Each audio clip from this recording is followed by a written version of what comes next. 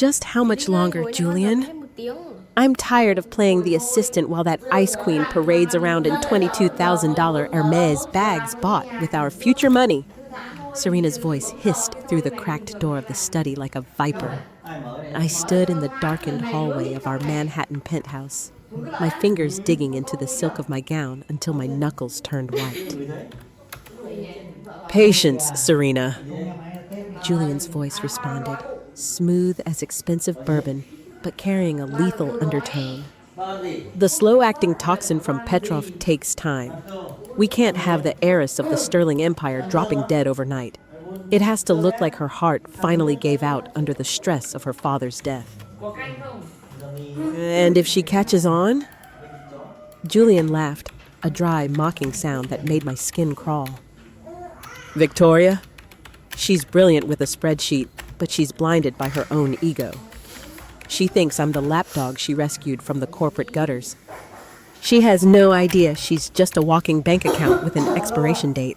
I felt a surge of volcanic heat rise from my chest, burning through the icy shock. A lapdog? I had built him. I had plucked him from obscurity, polished his rough edges, and handed him the keys to a kingdom he wasn't fit to sweep. My anger wasn't just a flame. It was a goddamn inferno. I didn't cry. Victoria Sterling doesn't cry. I felt my jaw lock, my mind already pivoting from wife to executioner. I want her Hamptons estate, Julian, Serena continued, her tone greedy. And I want her jewelry collection, especially that blue diamond. You'll have everything, babe. Just a few more doses in her evening tea, and the doctors will call it natural causes. A tragic end for a powerful woman. Now, come here. The sound of a glass clinking and the sickening silence of a kiss followed. I looked down at my hands. They weren't shaking. They were steady, deadly steady. I turned on my heel and retreated to the kitchen, my heels clicking like a countdown on the marble floor. I poured a glass of water, my eyes staring at the reflection in the polished black granite. I looked the same, elegant, poised, powerful, but the woman I was 5 minutes ago was dead. The door to the study opened, and Julian walked out, adjusting his silk tie. He saw me and flashed that practiced, charismatic smile that used to make my heart skip. Now, it just made me want to see him bleed. Victoria! Darling, I thought you were still at the gala. Why are you back so early? He asked, stepping toward me with open arms. The gala was tedious, Julian, I said, my voice as sharp as a razor blade. I didn't flinch as he kissed my cheek. His breath smelled of the scotch I paid for. Too many people pretending to be something they aren't. It's exhausting to watch, don't you think? He blinked, a flicker of confusion crossing his eyes. Are you all right? You seem tense. I'm perfectly fine, I replied, leaning against the counter and swirling the water in my glass. In fact, I've never been more clear-headed. I was just thinking about my will and how people can be so incredibly disposable. Julian's smile faltered for a fraction of a second. That's a morbid thought for a Tuesday night. Is it? I stepped closer, invading his space until he was forced to back up against the kitchen island. I looked him straight in the eye, my gaze cold enough to shatter bone. I've spent my whole life protecting what's mine, Julian. My father's legacy, this home, my dignity. If anyone tried to take that from me, I wouldn't just stop them. I'd erase them. He let out a nervous chuckle, his hand reaching out to pat my shoulder. Of course, darling. But who would be foolish enough to try? You'd be surprised at how stupid people can be when they get greedy, I whispered, leaning in toward his ear. By the way, tell Serena her perfume is too strong. I could smell her cheap ambition all the way from the hallway. Julian froze. The blood drained from his face, leaving him ghostly pale under the designer lighting. Victoria, I don't know what you mean. Save it, Julian, I snapped, cutting him off with a look of pure disdain. I'm going to bed. Don't bother coming in. The air in here is already foul enough. I walked away, leaving him standing paralyzed in the kitchen. As I climbed the stairs, the rage in my heart crystallized into a singular dark purpose. They wanted a tragedy? I would give them one, but I wouldn't be the victim. I was going to burn their world down, and I was going to enjoy the warmth of the fire.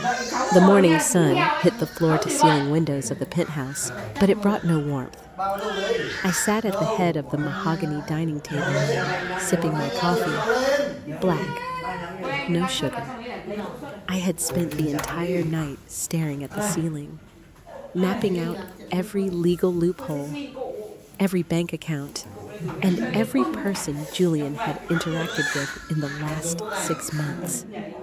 The sound of footsteps approached. Julian entered, looking ruffled, his eyes bloodshot. He was trying to decide if I had actually caught him or if I was just being difficult. Victoria, he started, his voice cautious, reaching for the silver coffee pot. About last night, you seemed out of sorts. If Serena's perfume was bothering you, I'll speak to HR. She's just an assistant, after all. I set my porcelain cup down with a deliberate clack that made him jump. An assistant? Is that what we're calling her now, Julian? I prefer the term leech, or perhaps co-conspirator. He froze, the coffee pot midair. I don't appreciate the tone. I've worked my tail off for Sterling Global. I deserve a bit more respect than this. Respect is earned, Julian, not stolen from my father's desk. I snapped, my voice rising. I stood up, smoothing my $5,000 suit jacket. You haven't worked for anything. You've been playing house with my money. Do you think I don't notice the $22,000 discretionary charges? Or the fact that you've been spending 3 nights a week closing deals at a hotel 3 blocks away from Serena's apartment? Julian slammed the pot down, his mask finally slipping. Fine. You want the truth? You're impossible to live with, Victoria. You're cold, you're controlling, and you treat me like an employee? Serena actually sees me. She doesn't look at me like I'm a project, she finished. She looks at you like a winning lottery ticket, you idiot. I stepped toward him, my fingers stabbing at his chest. You think she loves you? She loves the Blackwood name, the name I gave you. Without me, you're just a failed analyst with a mid-tier degree and a mountain of debt. His face contorted with rage. You think you're so smart, but you're weak, Victoria. You're getting sick. I see the way you stumble, the way you've been forgetting things lately. Maybe you're just losing your mind like your father did at the end. My blood ran cold. The toxin. He was already trying to gaslight me into believing I was dying. I felt a surge of pure, unadulterated hatred. I wanted to scream, to claw his eyes out, but I forced a smirk instead. Is that your plan, Julian? To wait for me to wither away? I leaned in, my voice a lethal whisper. I've survived boardrooms full of sharks who make you look like a goldfish. If you think a little illness is going to stop me, you've severely underestimated who I am. The intercom buzzed. It was the concierge. Mrs. Blackwood, your 9 a.m. is here. A Mr. Marcus Thorne. Marcus Thorne, the most ruthless private investigator in New York. I had called him at 3 a.m. Julian's eyes widened. Who is Marcus Thorne? My new shadow, I said, picking up my briefcase. Since you're so worried about my health, I've hired some extra help to manage my affairs, including tracking every cent that leaves our joint accounts. You can't do that! That's an invasion of privacy! Julian shouted. his voice cracking. Privacy is for people with nothing to hide, I retorted, walking toward the door. I paused at the threshold and looked back. Oh, and Julian, I've moved $5 million out of the Hamptons renovation fund this morning. If Serena wants a beach house, tell her to start a GoFundMe, because from this second on, you're on an allowance. Victoria, you can't just... I can and I did, I barked, the power returning to my voice like a physical weight. Now get out of my sight before I decide to call the police and have them escort you out of my building for trespassing. I slammed the door, leaving him fuming in the middle of the kitchen. As I stepped into the elevator, my heart was racing, not with fear, but with the thrill of the hunt. Julian thought he was poisoning a victim. He didn't realize he was poking a lioness. The silence in the penthouse was thick, suffocating Julian like a noose. I didn't just avoid him over the next few days. I haunted him. I became a phantom in my own home, appearing in doorways just as he hung up a frantic phone call, or staring at him across the breakfast table with a gaze so cold it made his hands shake as he poured his orange juice. You're not eating, Victoria, Julian remarked, his voice tight. He pushed a plate of poached eggs toward me. You need your strength. You've been looking pale. I looked at the eggs, then at him. I knew exactly what was in that seasoning.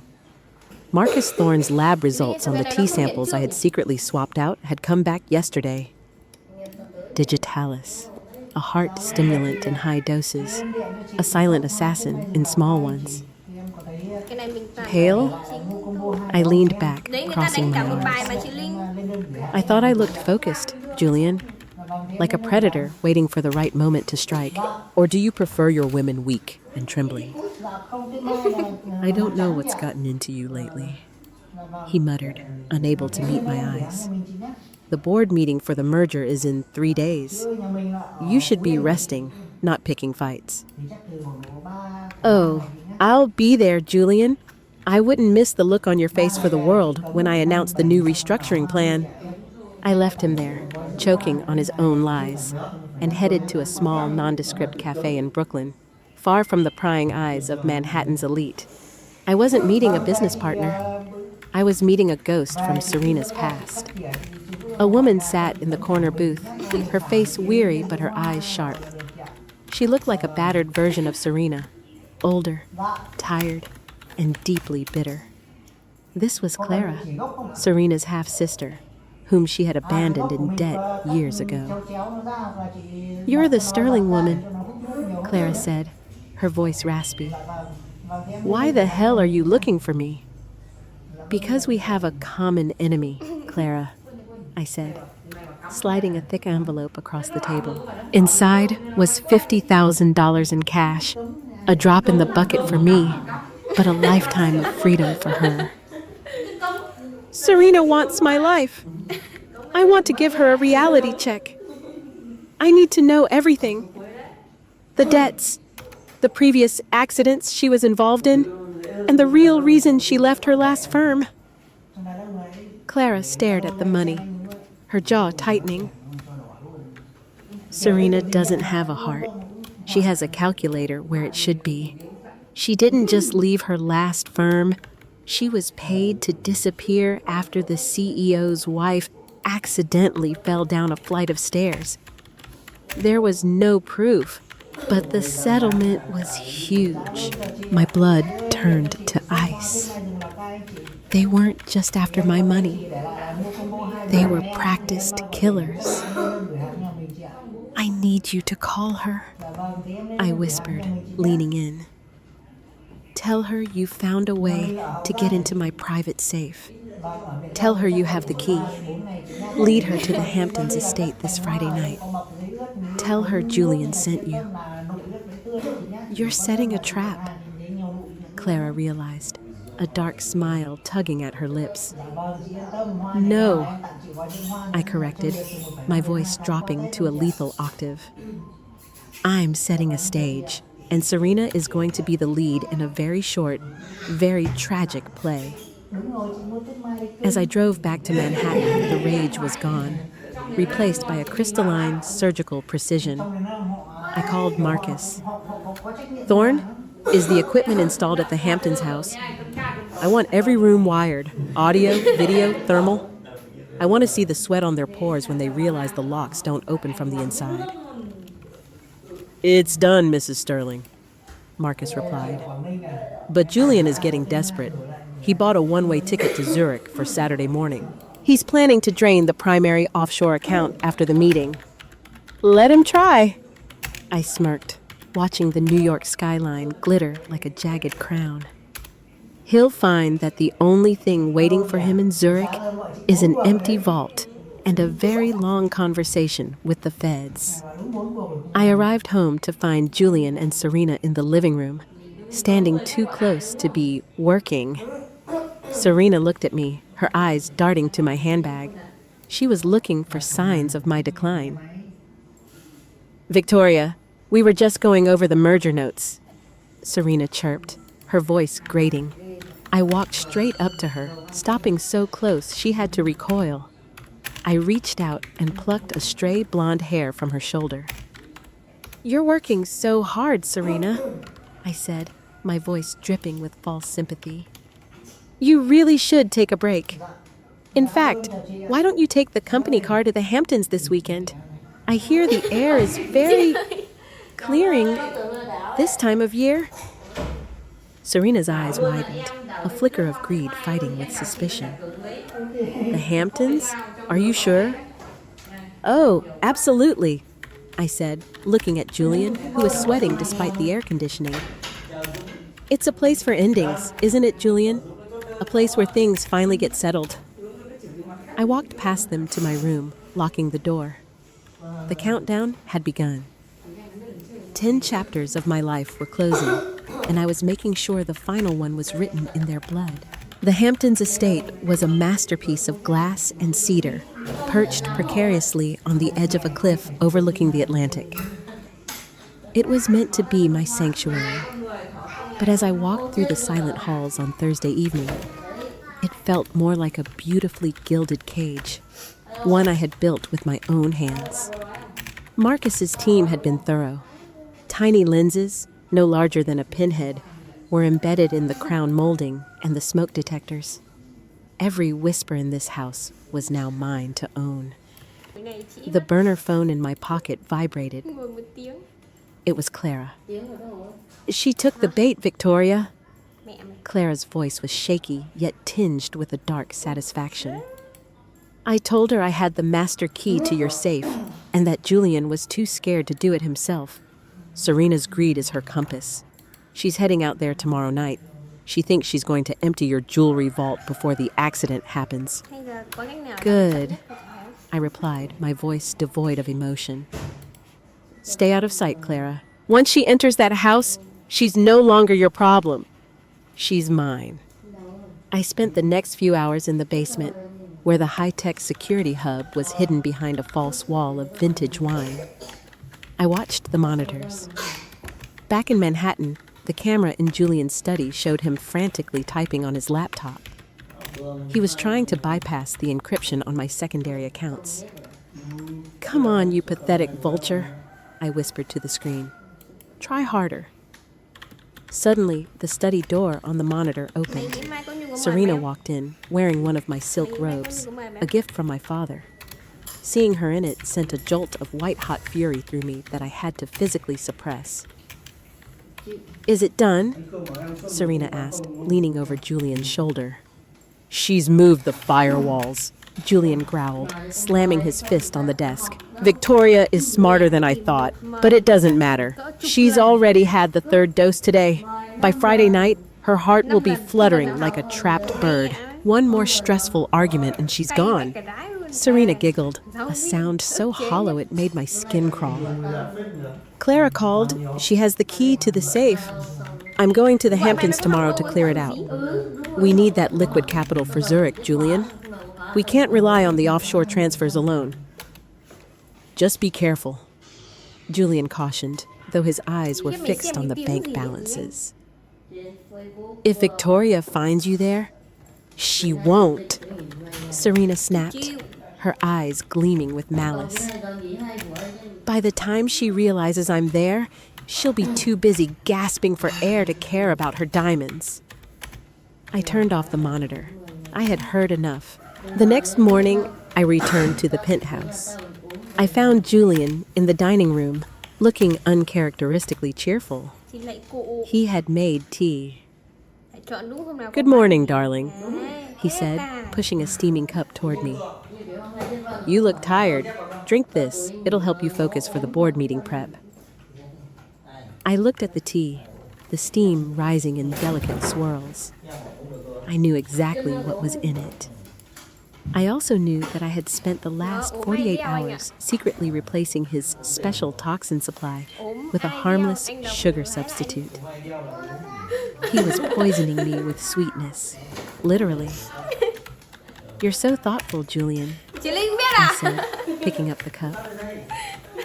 I brought it to my lips, letting him see me sip it before setting it back down. Tell me, do you ever feel guilty?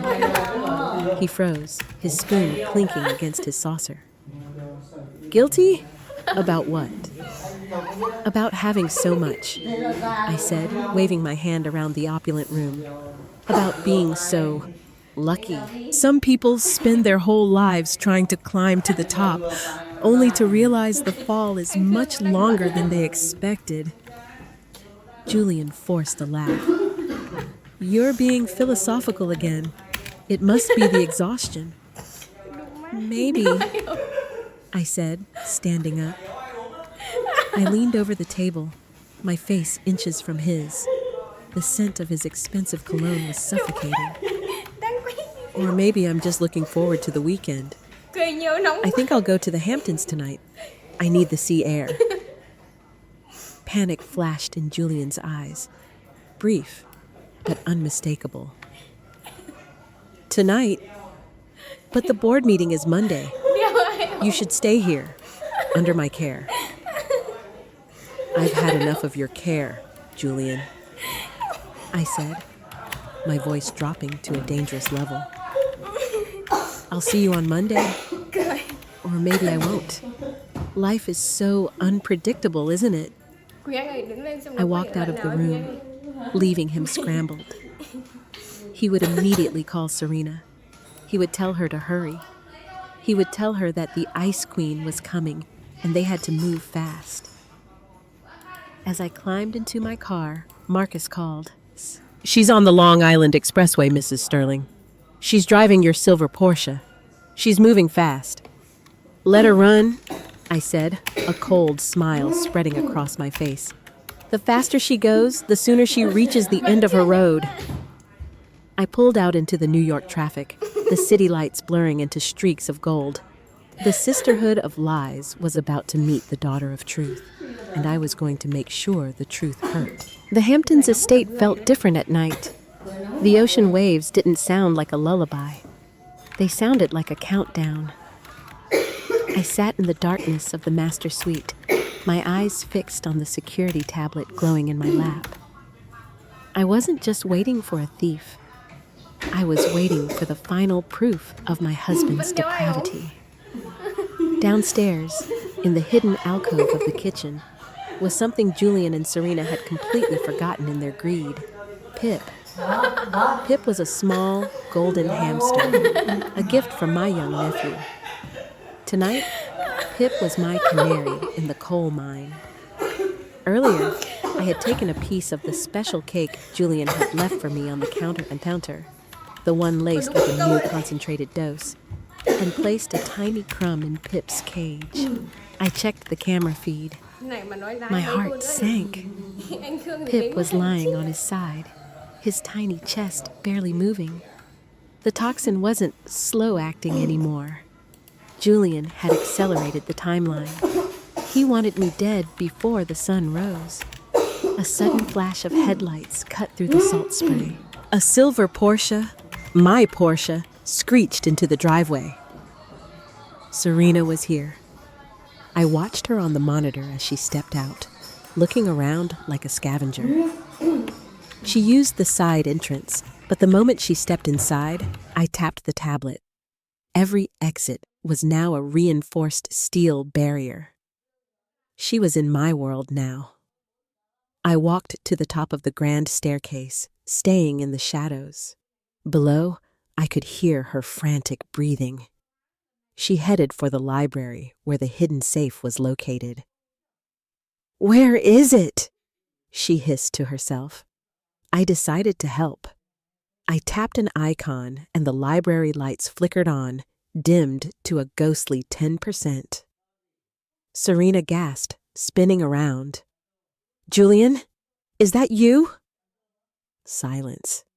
She shook it off, her greed overriding her fear. She reached the mahogany bookshelf, swung it open, and began punching in the code Clara had fed her. Incorrect. She tried again. Incorrect. "The code is 0612, Serena," I said, stepping out from the shadows. "My wedding anniversary. The day my life started becoming a lie!" Serena screamed, dropping her flashlight. "Victoria! I can explain. Julian sent me. He told me you needed help."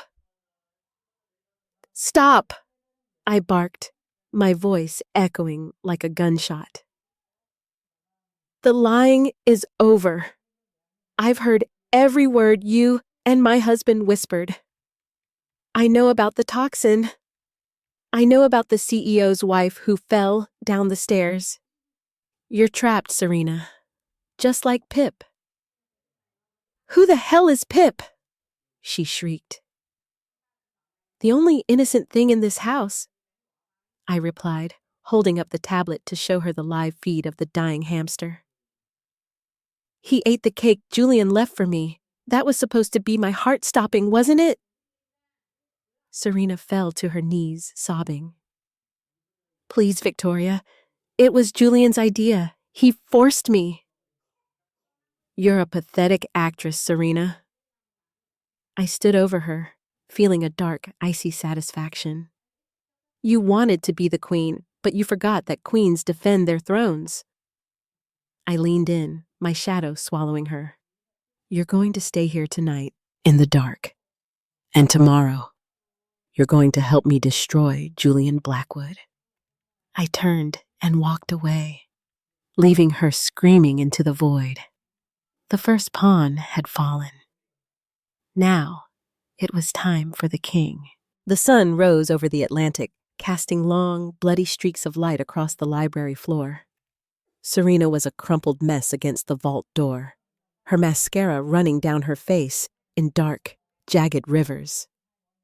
She hadn't slept. Neither had I. I had spent the night watching the thermal feeds of Julian, pacing our Manhattan penthouse like a caged animal, oblivious that his world had already begun to tilt. I walked into the library holding a steaming cup of coffee. The aroma seemed to mock her exhaustion. "Get up," I commanded. My voice was a whip, cracking the morning silence. Serena looked up, her eyes puffy and red. "You're a monster, Victoria." "No," I countered, kneeling so I was eye level with her. "I'm a Sterling. You're just a footnote. Now, you have a choice. You can wait for the police to arrive and explain why you broke into a private residence with burglary tools and a history of accidental deaths following you. Or you can give me the keys to Julian's kingdom." "What do you want?" she croaked, her voice trembling. "The login credentials for his encrypted drive? The one labeled consulting projects, where he keeps the records of the money he's been skimming from my father's trust." Serena hesitated. Her loyalty was a thin thread, held together only by the fading hope of a payout. "Julian is leaving for Zurich tomorrow morning," I reminded her, checking my watch with clinical indifference. "I checked the flight manifest. 1 seat, first class. He's abandoning you to take the fall for my illness, Serena. You're the loose end he's ready to snip." That was the breaking point. The greed that had united them now tore them apart with savage speed. Serena lunged for her discarded purse, pulling out a small, high-capacity flash drive. It's all in here, she hissed, her voice dripping with venom. Every shell company, every diverted wire transfer. He even kept a log of the dosages he was giving you. He's a meticulous bastard, Victoria. He wanted to make sure he didn't overdo it too soon. I took the drive, the plastic feeling warm and repulsive in my hand. Smart girl. You just traded a prison cell for a bus ticket. I stood up and punched a command into the wall panel. The heavy steel shutters on the library windows retracted, and the doors hissed open. Get out, I said, not even looking at her. Take the Porsche, drive it to the city, and leave it in a parking garage. If I ever see your face again, I will release the files Clara gave me regarding your previous employer to the district attorney. Serena scrambled to her feet and bolted. Seconds later, the roar of the Porsche's engine faded into the distance. She was a coward, and cowards always run when the light gets too bright. I plugged the drive into my laptop. It was a roadmap of betrayal. Julian hadn't just been stealing, he had been systematically dismantling my father's legacy. My blood turned to ice, then crystallized into a sharp, surgical focus. I picked up the phone. Thorne, initiate the blackout protocol. I want Julian to see a zero balance the moment he tries to check in for his flight, and get the legal team ready. Monday isn't a board meeting anymore. It's an execution. I stared out at the ocean. The first pawn had fallen. Julian Blackwood was still sleeping in a penthouse he no longer owned, dreaming of a wealth he would never touch. The hunt was moving back to Manhattan, and I was no longer the prey. I was the storm. The drive back to Manhattan was a blur of gray asphalt and cold, concentrated rage. I arrived at the penthouse just as the city lights began to flicker on like predatory eyes. The air inside the apartment felt stagnant, heavy with the stench of Julian's lingering presence and the ghost of a marriage that had never truly existed. I found him in the dining room, a bottle of vintage Cristal open on the table. He was celebrating. He hadn't noticed yet that his access to the primary offshore accounts had been temporarily suspended for a security audit. He thought he was 12 hours away from freedom and a massive fortune. Victoria, you're back, he exclaimed, his voice a bit too high. He poured a glass and pushed it toward me. You look different, more vibrant. The sea air must have done wonders for your health. It was enlightening, Julian, I said, ignoring the glass. I walked past him to the sideboard and poured myself a neat scotch, the kind my father used to drink when he was preparing for a hostile takeover. I saw things very clearly out there, the way the tide pulls the sand from under your feet without you even realizing it until you're already drowning. Julian's smile didn't reach his eyes. You're always so poetic when you're tired. Come, sit. Let's talk about the merger. It's going to change everything for us. Oh, it certainly will, I replied, taking a slow, burning sip. By the way, where's Serena? I expected her to be here, helping you pack. Julian flinched, a microscopic twitch of his jaw. Serena? She took a personal day. Family emergency. Why do you ask? Just curious. I saw a silver Porsche in the Hamptons today.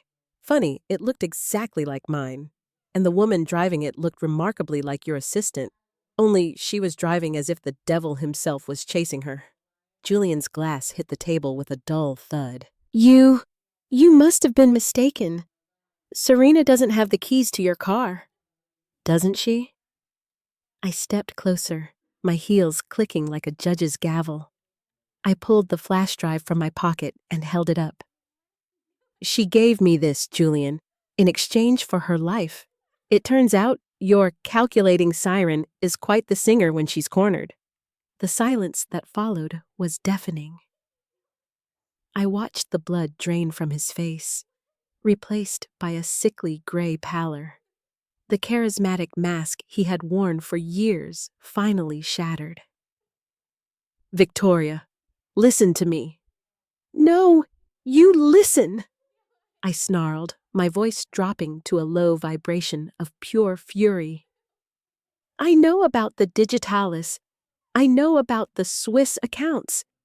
You were waiting for my heart to stop so you could claim a throne you didn't build. You didn't just want my money, Julian. You wanted to erase me. I did it for us, he shouted, suddenly lunging toward me. I didn't flinch. I stood my ground, my gaze piercing through him. You were always so controlling. I was just a trophy husband in your Sterling museum. You were a parasite, Julian, and you made the mistake of killing the host. I threw the flash drive at his chest. That drive contains every wire transfer and every dosage log. I've already sent copies to the board and my lawyers. He stared at me, his breath coming in ragged gasps. For the first time, he saw not the wife he could manipulate, but the executioner who would destroy him. Check your phone, Julian, I said, cold as a winter morning. Your ticket to Zurich is canceled. Your cards are declined. You're standing in an apartment you no longer own, facing a woman who has absolutely nothing left to lose. I turned and walked toward my room, locking the door. I could hear him screaming and pounding on the wood, but it sounded like music to my ears. The betrayal was bitter, but the revenge was sweet. The Monday morning air in Manhattan was biting, a razor-sharp wind whipping through the concrete canyons like a harbinger of the storm I was about to unleash. I stood before the full-length mirror, fastening a necklace of cold, heavy pearls. I wore a charcoal wool suit, structured, sharp, and intimidating. This wasn't just a board meeting. It was a court-martial, and I was the presiding judge. Julian was already gone when I woke up. He had tried to flee in the middle of the night, only to find that my security detail had discreetly blocked the garage exit. He was forced to take a yellow cab to the Sterling Global headquarters, likely hoping to reach the board members before I did, to poison their minds one last time. When I entered the executive boardroom on the 50th floor, the atmosphere was electric. The directors, men who had served my father for decades, sat in a heavy silence. Julian was there, sitting at the far end of the table, looking disheveled. A frantic bead of sweat rolled down his temple. Victoria, the chairman, Arthur Vance, said solemnly, Julian has been making some disturbing allegations. He's suggesting that due to your erratic behavior, we should delay the merger and appoint him as interim CEO. I didn't sit. I walked to the head of the table, placing my briefcase down with a deliberate, heavy thud. I looked directly at Julian. He tried to glare at me, but his eyes kept darting to the door. Is that right, Julian? I asked, my voice calm and terrifyingly cold. My erratic behavior? Or are you referring to the physical symptoms of the digitalis you've been systematically slipping into my tea for the past 3 months? A collective gasp rippled through the room. Julian leapt to his feet, his chair screeching against the floor. That's a lie! She's delusional! Look at her. She's paranoid because she can't handle the pressure. Arthur? I said, ignoring Julian's hysterical outburst. I pulled a stack of folders from my bag. Inside these folders, you will find a toxicology report from a private lab. It shows dangerously elevated levels of heart stimulants in my blood. You will also find a signed confession from Serena Whitmore, detailing their plan to liquidate the company the moment I was declared dead. Julian lunged for the folders, but Arthur pinned them down. There's more, I continued, tapping a key on the remote. The projector screen flickered to life. This is a recording from the Hamptons estate last Friday night. The audio filled the room. Julian's voice, clear and chilling, filled the air.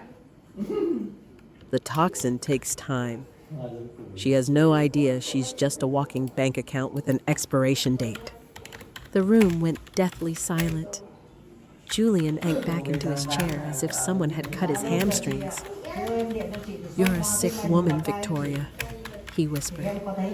"To wire your own home." "To catch a murderer, Julian," I retorted, leaning over the table until I was inches from his face. "A pathetic man who tried to kill the woman who gave him everything. You didn't just betray me. You embezzled $8 million into shell companies. Arthur, look at the trail." "Julian Blackwood," Arthur Vance said, his voice dripping with disdain. "You are hereby stripped of all authority. We are turning this over to the district attorney." "You can't do this!" Julian screamed, his eyes wild. "I have rights!" "Not anymore," I said, pulling out the divorce papers. "You're leaving with exactly what you brought into this marriage. Nothing." 2 security guards entered. "Get him out of my building," I commanded. As they dragged him out, Julian began to scream obscenities, a cornered rat finally losing its mask. I watched with clinical detachment until the doors slammed shut.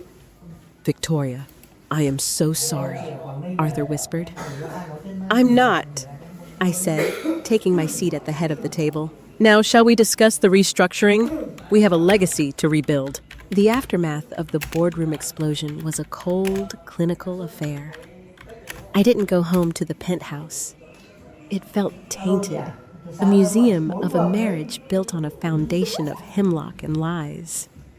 Instead, I checked into a private suite at the Pierre, overlooking Central Park. I needed to be high above the city, where the air was thin and the world looked like a chessboard. Marcus Thorne called me at midnight. "He's at a motel in Queens, Victoria, room 12.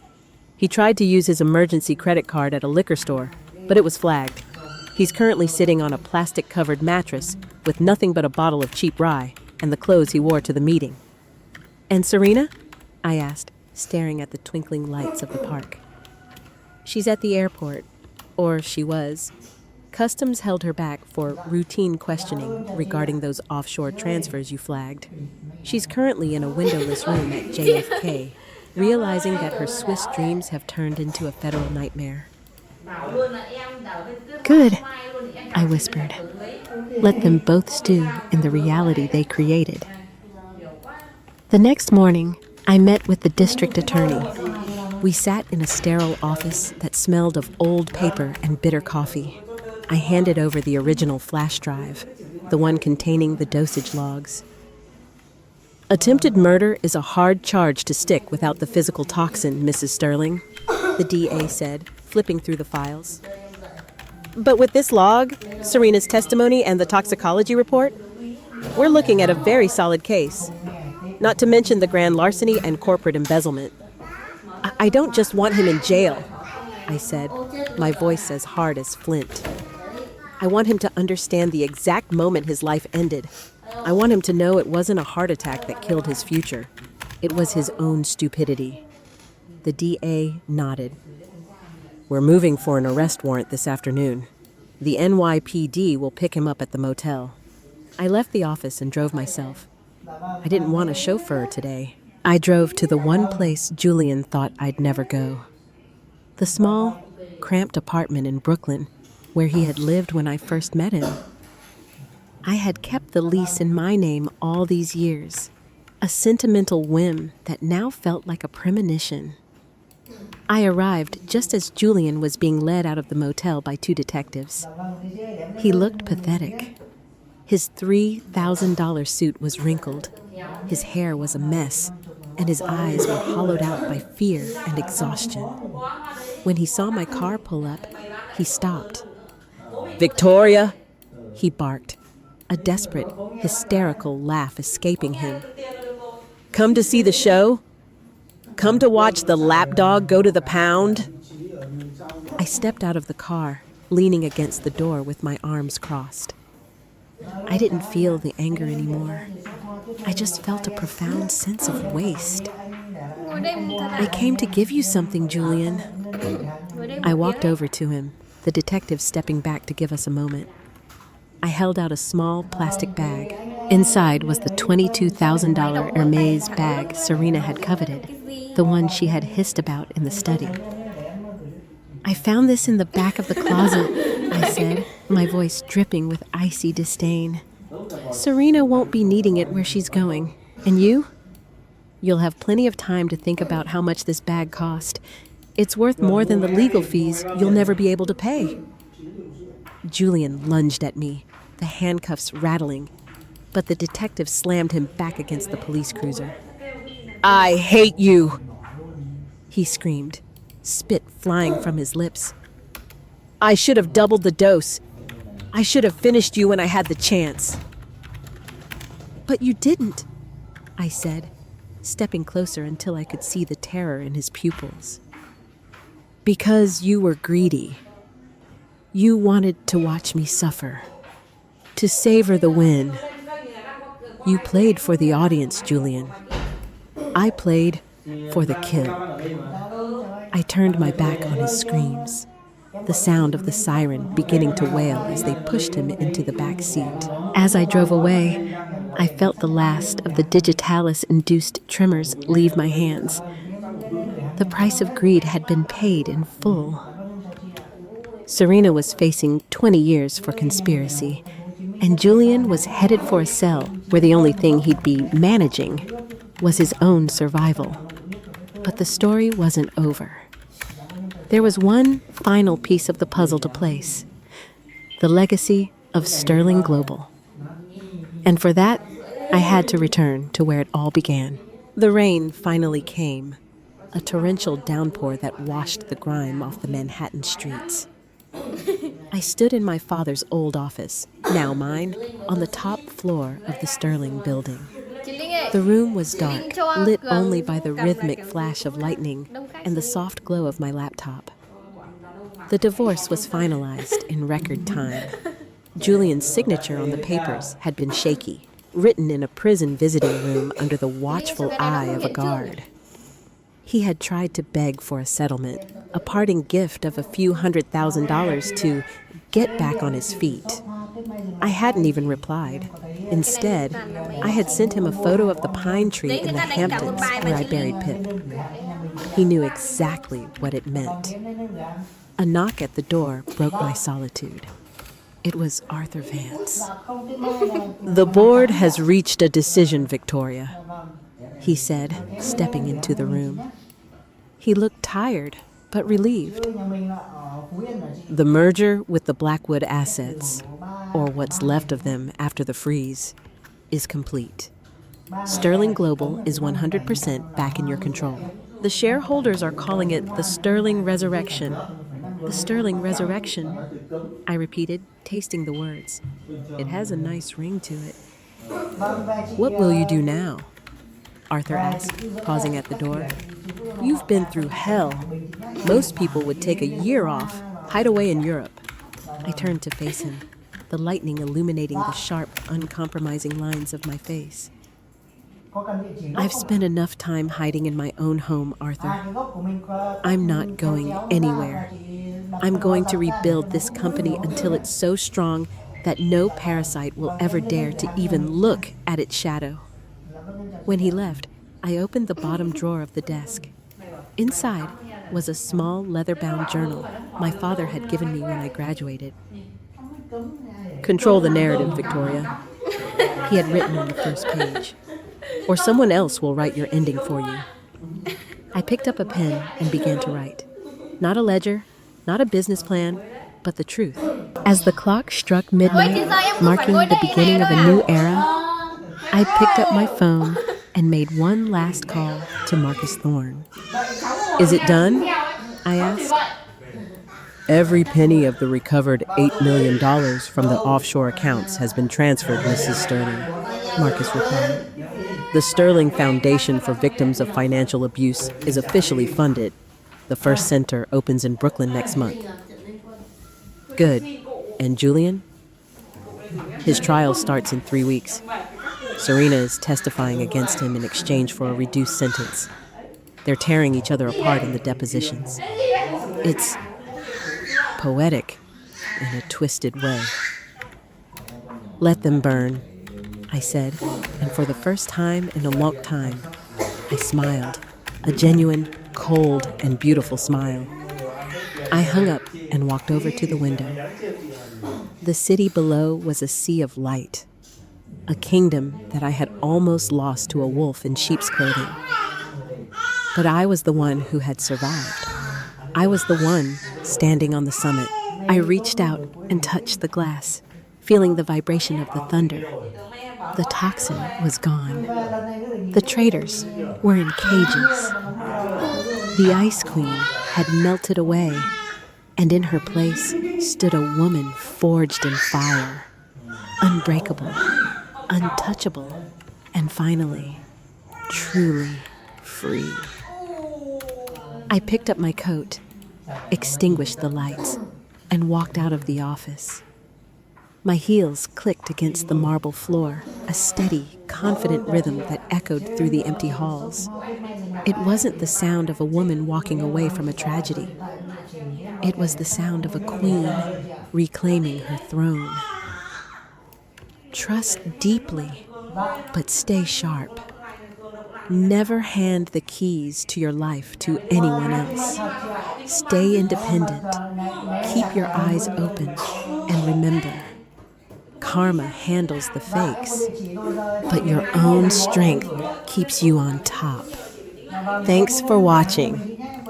If you felt Victoria's comeback, hit that like button and drop a comment below. Don't forget to follow so you never miss the next wild story. Catch you in the next one.